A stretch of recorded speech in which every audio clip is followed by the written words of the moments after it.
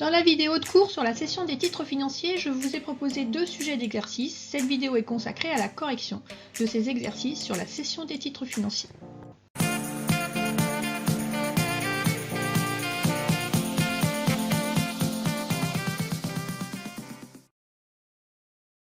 Donc premier exercice, nous allons traiter de la cession de titres, on va dire classique. Donc voici l'exercice, je vous remets l'énoncé. On avait donc ici 3 catégories de titres, des obligations, des actions, des obligations qui étaient classées soit en VMP, soit en titre participation, soit en titre immobilisé. Ces titres qu'on avait achetés à des moments différents, à des prix différents, on les a vendus durant l'exercice et donc on vous demandait, et donc on va corriger ensemble, la passation des écritures de cette cession de titres. Petit rappel méthode, dans quel ordre est-ce qu'on va procéder? Dans un premier temps, on va donc déterminer la valeur comptable des titres cédés et on fera attention en fonction de la nature du titre à la méthode d'évaluation.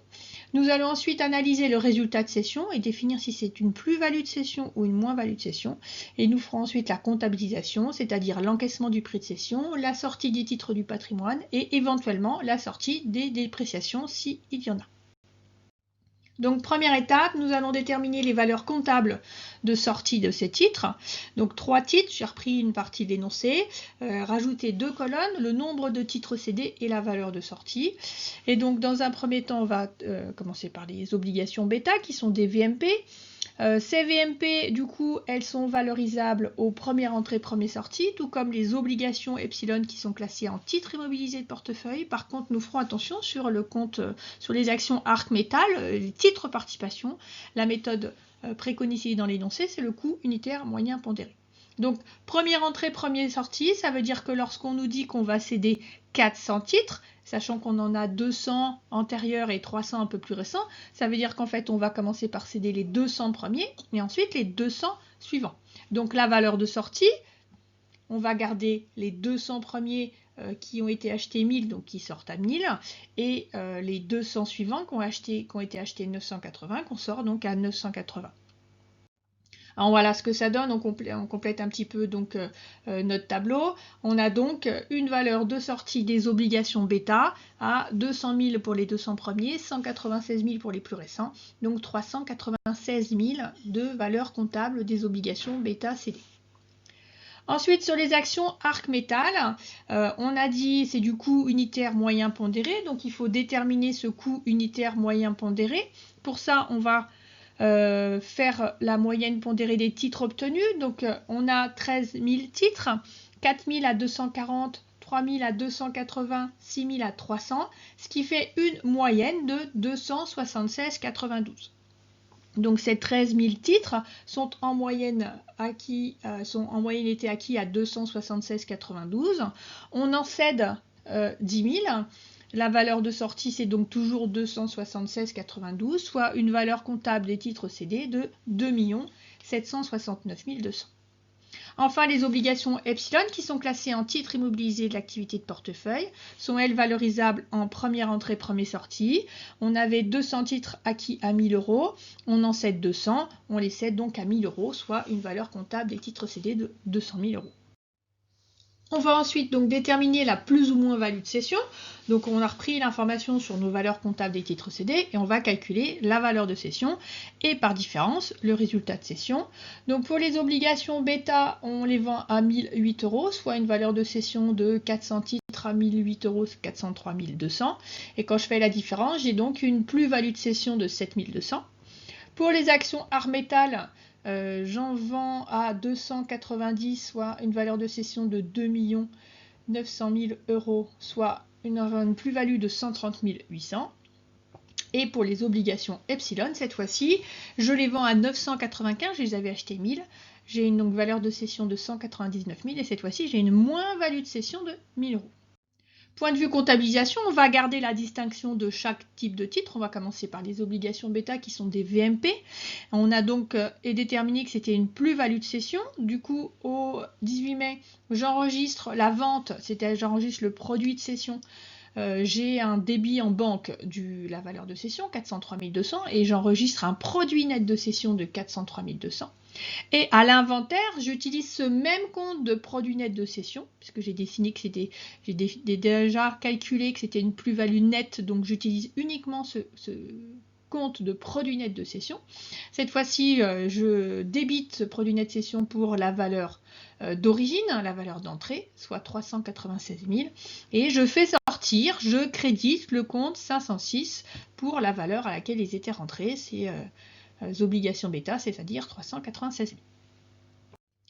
On fait de même pour les actions Arc Metal. Alors ces actions Arc Metal sont classées en titres de participation. On les traite comme une immobilisation. Donc j'enregistre la vente, encore une fois, avec le compte 775 que je crédite pour 2 900 000 euros, et donc un flux trésorerie entrant. Et à l'inventaire, j'enregistre cette fois-ci la valeur comptable des IMO financières cédées, c'est le compte 675,6 pour la valeur à laquelle ils étaient rentrés, et je fais sortir les titres immobilisés, je crédite 261 pour 2 769 200.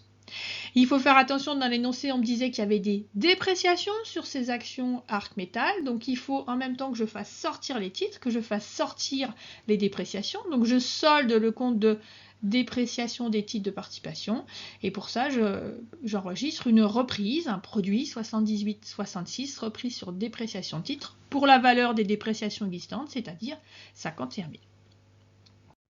Enfin, que se passe-t-il sur la comptabilisation de cession des obligations Epsilon, qui, elle, était classée en TIAP, en titre immobilisé de portefeuille. On a enregistré que cette fois-ci, c'était une moins-value de cession. Et donc, à la date de cession, date où je vends, j'enregistre mon produit de cession, mais comme c'est une moins-value, j'enregistre ça dans un compte de la classe 6 que je crédite pour 199 000, et on va retrouver cette fois-ci à l'inventaire le débit de valeur comptable des immobilisations financières pour la valeur à laquelle ils étaient entrés, et je fais sortir mes titres immobilisés de l'activité de portefeuille, mes TIAP, je crédite 273 pour la valeur à laquelle ils étaient rentrés, c'est-à-dire 200 000. Passons maintenant à l'exercice 2, toujours sur la cession, mais cette fois-ci on va faire la cession de droit. Donc, deuxième exercice, nous avons des titres participation, nous avons 10 000 actions L'Oréal qui ont été acquises 110 euros.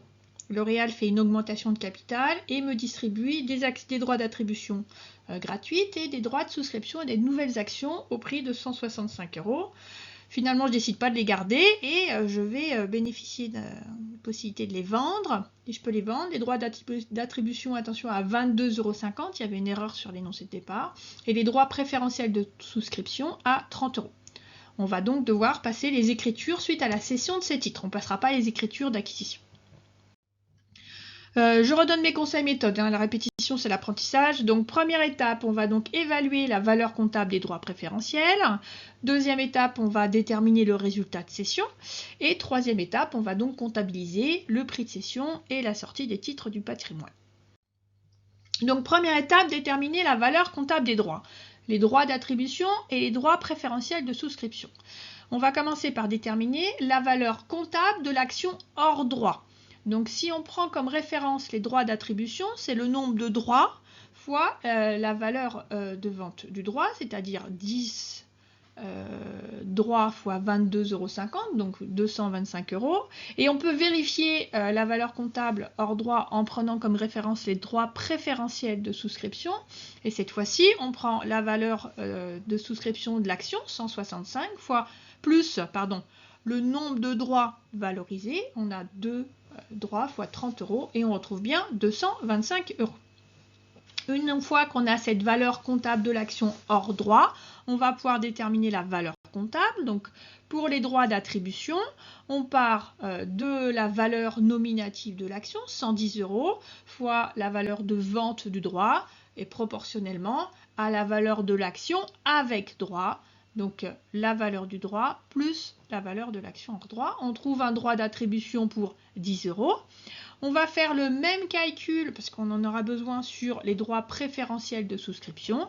Et cette fois-ci, donc toujours la valeur de l'action, proportionnellement à la valeur du droit et la valeur d'action. Et ce droit préférentiel de souscription est à une valeur comptable de 12,94 euros. Maintenant, déterminons le résultat de cession, c'est-à-dire la différence entre le prix de cession et la valeur comptable. Donc sur les droits d'attribution, on avait 10 000 actions L'Oréal à raison de un droit d'attribution pour 10 anciennes, on a 1000 droits d'attribution. Ces droits d'attribution, on va les vendre à 22,50 €. On vient de déterminer qu'ils valaient 10 €. On a donc une plus-value de cession de 12 500 €. Concernant les droits préférentiels de souscription, on a toujours 10 000 actions L'Oréal, à raison de 1 droit de préférentiel de souscription pour 2 anciennes, ça nous fait 5000 droits préférentiels de souscription. Ces droits préférentiels de souscription, on les vend 30 € et on les a valorisés à 12,94 €. Ça nous donne une plus-value de cession de 85 300 €. On a donc une plus-value de cession, si je fais la somme, de 98 800, 97 800, pardon. Mais en fait, ce n'est pas la somme qui m'intéresse, c'est de savoir que c'est une plus-value. Ça me permet de connaître le schéma d'écriture comptable qui suit. Donc, on va comptabiliser cette cession. Le schéma d'écriture, comme c'est une plus-value de cession, on va utiliser uniquement le compte 767 dans les deux écritures. Première écriture, je suis à la date de vente, donc au 10 novembre, j'enregistre un flux monétaire entrant, je débite 512 banques pour la valeur de cession, c'est-à-dire 1000 fois 22,50 plus les 5000 fois 30 €, soit 172 500. Et donc, j'enregistre un produit net de cession de du même montant, c'est le compte 767.